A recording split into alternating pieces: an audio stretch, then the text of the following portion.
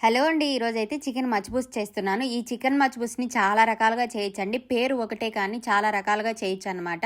Chicken అయితే నీట్‌గా cut చేసి, క్లీన్ చేసి పక్కన పెట్టేశాను. రైస్‌ని కూడా 1 అవర్ ముందు నానబెట్టేశాను.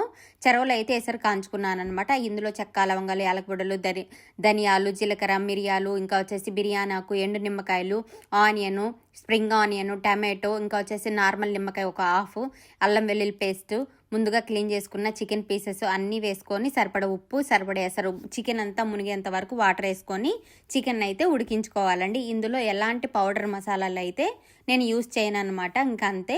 తర్వాత అయితే చికెన్ ఉడికిన తర్వాత చికెన్ పీసెస్ని సపరేట్గా తీసుకొని ఇందులో వేసిన చెక్క, లవంగాలు, యాలకుడిలు అన్నీ కూడా తీసేయాలండి. ఏం ఉంచకూడదు. మొత్తం హోల్ గరం మసాలా వేసాను అనమాట. తీసేసి తర్వాత చెరవలో రైస్ వేసుకొని మనం చికెన్ ఉడికించిన వాటర్ వేసేసి సరిపడా ఉప్పు ఇంకా కొద్దిగా వాటర్ యాడ్ చేసేసి రైస్ని అయితే ఉడికించుకోవాలి. ఇక్కడ ఉడికించిన చికెన్ పైన మనము సాఫ్రాన్ కలర్ అయితే యాడ్ చేశానండి.